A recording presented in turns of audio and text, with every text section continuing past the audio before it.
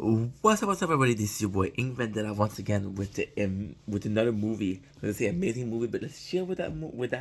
Maybe The Joker with Joaquin Phoenix. Came out in 2019. Back before I was doing content at all. The first time I watched it, right? I didn't really give it a chance because I was playing games in the background. And today there was a driver at work who came in with the shirt of the Joker, and I was like, "Yo, that could be some good content," because I know the Joker is super popular. When you think about DC, you think about Batman. When you think about Batman, you have to think about the Joker. This is the only nemesis. Batman has a lot of enemy, but none of them are as popular as the Joker. Maybe none of them. So yeah, so let's go right up into it with the review. Um, that movie to me, Heath Ledger was the most amazing Joker. So there was a lot of big shoes to fill with Joaquin Phoenix. I saw him giving a word speech, and he was kind of like a dick.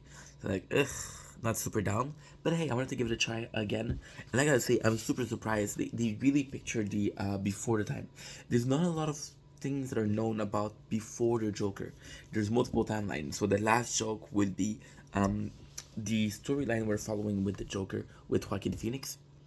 This last line is this comedian, right, who keeps on failing and keeps on having shit happen to him, and then you realize that he becomes a Joker because of that.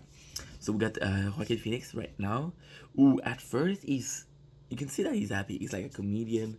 He's living with his mom. He's happy. He's a big fan of his show, and he calls it Watch the Show. And the show, the host of the show, which is played by Robert De Niro, he's like, "Yo, keep doing you. You got this." So the guy is really, really happy, and then he realized that. So he gets bullied on a train, which is the very first instance. So why is that moment so important? Is because the crime rate, uh, in Gotham City, is super super high, and there's an interesting scene, right, which is super super cool, about how the Joker and the Dark Knight, the Joker movie with Heath Ledger, his whole thing is about the plan of chaos. So basically Heath Ledger says, "Oh well, everybody screams and cries when somebody like Thomas Wayne gets killed. Everybody can cry and scream when somebody like a police officer, a firefighter die. But when a criminal or a thug gets killed, nobody bats an eye." And which is kind of similar to what this movie is kind of introducing. The concept it's introducing, right? So Gotham City is there's a lot of crimes. Thomas Wayne goes on TV and says, "Hey, I'm gonna be the one to save it all." So now we have his mom saying, "Hey, you might be your father." So Joaquin Phoenix never have met his father. Joaquin Phoenix is suffering from some mental issues, right? So he believes his mom. After the incident on the train, he's like, "Oh, I believe in Thomas Wayne. If he's my father, I want to have him like help me out. He's gonna help us out. Everything's gonna be okay." But he still grabs the gun. With his friend gives him the gun, to protect himself because he got attacked once and he's scared. On the second time, what happened is he goes to the hospital and he has a gun on him, and it's kind of sad because he did bring a gun to protect himself, but you bring it to the hospital, which was full of children. That's not cool. You can understand why he's bringing it, but you're like, okay, well, I understand why he's getting fired. He gets fired, and then he really falls into a descent because he gets fired. His mom, she gets sick, right? We never know what illness his mom has, but he takes care of her. So the story continues. I'm not gonna do the whole movie, otherwise we're gonna be staying here for 2 hours. That's not the point. The movie is 2 hours, which is very rare for a Batman movie. But again, it's a Joker movie, so they might have been. It's still Warner Bros, but it still might have done something different, right? So we continue, and then his mom, she dies, and she's sick. So he wants to go. Joaquin Phoenix, he wants to go see Thomas Wayne, and it's really cool because seeing Thomas Wayne, which is supposed to be a hero, he meets Bruce Wayne, which is a Batman. So it's kind of cool that we get the Batman and Joker, they meet, because at the end of the day, those two are nemesis. It's weird though because Joaquin Phoenix, when he plays the Joker, he's a certain age, and Batman is very young. He's like I want to say like a teenager maybe, and so how's the Joker so much older than Bruce Wayne? Yet they fight equally. Uh, with Batman fighting hardcore, and being a pro fighter. So long story short, they meet. Then Thomas sees when he meets Joaquin Phoenix, he punches him, don't talk to my kids, which is normal. Any father would do that. Right? But this sends Joaquin Phoenix into a denial. And Joaquin, he tells him, hey, you're my father. You used to know Marta. I think her name was Marta. And then he says, oh, your mother's crazy. So Joaquin Phoenix is he goes to see if she was crazy. He believes Thomas, and I think they put that in there to show like there's a history of mental illness in his family, which makes him be able to have this, right? And there's a crisis that's going on. There's a crisis where a lot of people wearing clown masks because basically, okay, so he gets attacked again, and he kills people with a gun, right? He wearing the clown suit because, again, he's a clown, he's a comedian. There's a lot of people who start wearing clown costume, right? And oh my god, Joaquin, it's a good movie. It's a really good movie. Joaquin is I cannot believe I watched it today and I'm already forgetting. This is crazy, bro.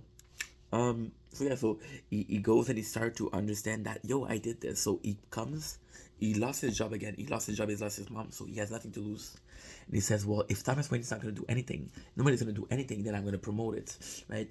So he puts on makeup. There's a really fucking nice scene of him putting paint on his face, even painting his tongue, just to show how crazy he is, right? And he goes to the same show of the person he used to worship, right? And he's like, he tells them, oh, people like me, nobody cares if they died. Have you seen the violence? Somebody gonna do something. Thomas Wayne's not gonna help us. And it's fun because the Joker, I think why people like Heath Ledger Joker so much was because he had a reason for being himself. He had a logic. He made sense. I think Heath Ledger in this case makes a lot of sense. I think the fact that he goes to a show and he's talking about, hey, nobody's gonna do something, right? And there's another really cool, really fucking nice scene where there's violence, right? And everybody wearing a clown mask. The police runs and stop them, and you got Joaquin Phoenix walking with his clown makeup and nice suit, right? And he's walking on the other side, and nobody stops him. So I guess he feel like invincible, and you can tell that he has mental issue. He has, again, he wants to be. He pictures himself being a super celebrity, a super comedian. So the fact that he finally understand why, what is his purpose is Joker, and the clown, they even worship him. They even scream his name, like, well, they don't scream his name, but they chant for Joker. They chant for Joker, right? And it's kind of cool because you can kind of see that he became a villain because the world. One of the best quotes from Jim Gordon: Batman isn't the hero the city wants. He's the hero the city needs. Joker wasn't the villain the city wanted. Nobody cares about him. He had a mental issue. He became the hero the city needed because, and I believe in that personally. I think they explain it very well in the movie. There's like a balance, if you want. There's like a level, right? And I believe that if the level is too often like this, it's going in a direction that's not good. The world needs to be balanced. The world's need good. The world need evil for us to move forward. They need to be a threat to good. Evil need to exist to have a threat to people being good. There has to be a situation where people are asshole for you to say, "Hey, I'm good. I'm gonna rise above the situation."